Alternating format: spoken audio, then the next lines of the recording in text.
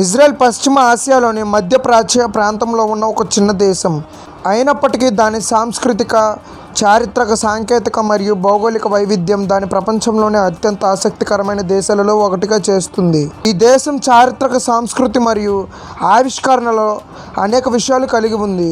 ఈరోజు ఈ వీడియోలో ఇజ్రాయెల్ గురించి కొన్ని ఆసక్తి విషయాలు తెలుసుకుందాం. ఇజ్రాయెల్ విస్తీర్ణం కేవలం 20,770 చదరపు కిలోమీటర్లు.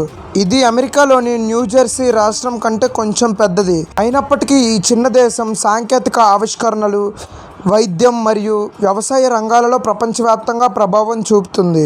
ఇజ్రాయెల్లోని హైటెక్ కంపెనీల సంఖ్య సిలికాన్ వ్యాలీ తర్వాత రెండో స్థానంలో ఉంది. ఇజ్రాయెల్ ఒక మరణించిన హిబ్రూ భాషను పునరుద్ధరించింది. దానిని జాతీయ భాషగా చేసిన ఏకైక దేశం. 19వ శతాబ్దంలో హిబ్రూ భాష పవిత్ర గ్రంథాలకు మాత్రమే పరిమితమై ఉండేది. కానీ ఇప్పుడు ఇది 9 మిలియన్ల మంది ప్రజల ద్వారా మాట్లాడబడుతుంది. అరబిక్ కూడా ఇజ్రాయెల్లో అధికారిక భాష మరియు ఇంగ్లీష్ విస్తృతంగా మాట్లాడబడుతుంది. ఇజ్రాయెల్లోని డెడ్ సీ భూమిపై అత్యంత తక్కువ ఎత్తులో ఉన్న ప్రదేశం. ఇది సముద్ర మట్టానికి సుమారు 1312 అడుగుల కంటే తక్కువ. ఈ సరస్సు నీరు సాధారణంగా సముద్ర జలం కంటే 9.6 రెట్లు ఎక్కువ ఉప్పుగా ఉంటుంది. దీనివలన ఎవరైనా సులభంగా తేలాడవచ్చు.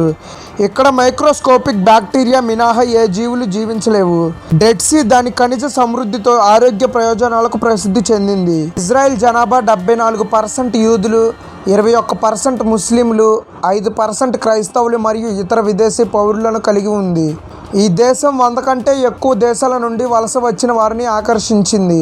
దీనివలన ఇక్కడ సాంస్కృతిక అత్యంత వైవిధ్యమైనది.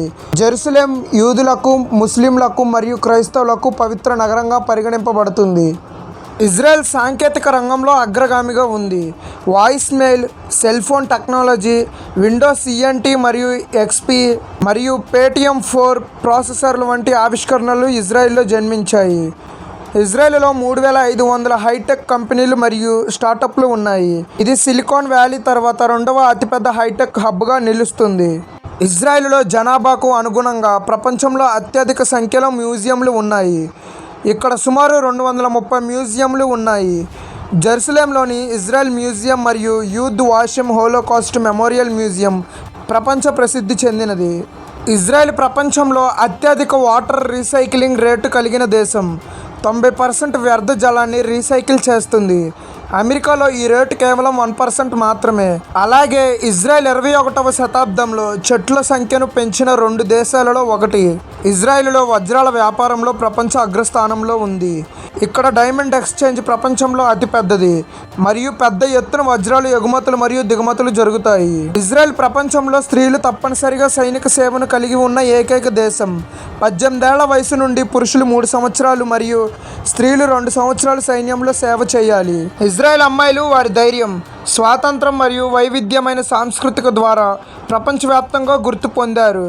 వారి జీవన శైలి, విద్య మరియు సామాజిక పాత్రలు ఇజ్రాయెల్ సమాజంలోని ఆధునికతను మరియు సాంప్రదాయాలను ప్రతిబింబిస్తాయి. ఇజ్రాయెల్ అమ్మాయిలు 18 ఏళ్ల వయసు నుండి 2 సంవత్సరాల పాటు తప్పనిసరిగా సైనిక సేవలో పాల్గొంటారు. ఈ సేవ వారికి శారీరక మరియు మానసిక దృఢత్వాన్ని అందిస్తుంది మరియు వారు తరచుగా దేశ రక్షణలో కీలక పాత్ర పోషిస్తారు. ఇజ్రాయెల్ ప్రపంచంలో అత్యధిక మహిళా వ్యవస్థాపకత రేటును కలిగి ఉంది. ఇజ్రాయెల్ అమ్మాయిలు టెక్ స్టార్టప్లు, వ్యాపారాలు మరియు సామాజిక సంస్థలలో నాయకత్వ పాత్రలు పోషిస్తున్నారు. ఇజ్రాయెల్ అమ్మాయిలు యూద్, అరబిక్, క్రైస్తవ మరియు డ్రూజ్ సంఘాల నుండి వస్తారు. ఇది వారి జీవన శైలి మరియు సాంప్రదాయాలలో వైవిధ్యాన్ని చూపిస్తుంది. ఉదాహరణకు యూద్ అమ్మాయిలు 12 ఏళ్ల వయసులో బాట్ మిట్వా అనే ఆచారాన్ని జరుపుకుంటారు. ఇది వారి పెద్దవారిగా మారే సందర్భాన్ని సూచిస్తుంది. ఇజ్రాయెల్ అమ్మాయిలు బాస్కెట్బాల్, సాకర్ మరియు హైకింగ్ వంటి క్రీడలలో చురుకుగా పాల్గొంటారు. ఇజ్రాయెల్ అమ్మాయిలు సామాజిక సేవలో చురుకుగా పాల్గొంటారు. ఉదాహరణకు సేవ్ ఏ చైల్డ్ హార్ట్ వంటి సంస్థలలో పాల్గొనడం ద్వారా వారు ప్రపంచవ్యాప్తంగా పిల్లలకు ఉచిత గుండె శస్త్రచికిత్సలను అందిస్తారు. ఇజ్రాయెల్ దేశం దాని చిన్న విస్తీర్ణం ఉన్నప్పటికీ దాని సాంస్కృతిక వైవిధ్యం, సాంకేతిక ఆవిష్కరణలు మరియు చారిత్రక ప్రాముఖ్యత ద్వారా ప్రపంచవ్యాప్తంగా గుర్తింపు పొందింది. ఇజ్రాయెల్ అమ్మాయిలు వారి ధైర్యం, విద్య మరియు సామాజిక నిబద్ధతతో ఈ దేశం యొక్క ఆధునిక మరియు సాంప్రదాయిక స్ఫూర్తిని ప్రతిబింబిస్తారు.